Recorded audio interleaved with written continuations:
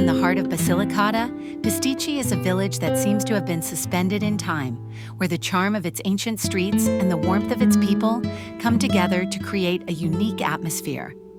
The village, perched on the hills, offers breathtaking views of the surrounding countryside, with rolling hills and wide expanses of land stretching as far as the eye can see.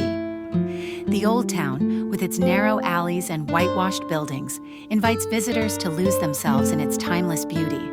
The Chiesa Madre, with its elegant Baroque facade, stands proudly at the heart of the village, while the peaceful Piazza Vittorio Veneto offers a quiet place to sit and watch the world go by.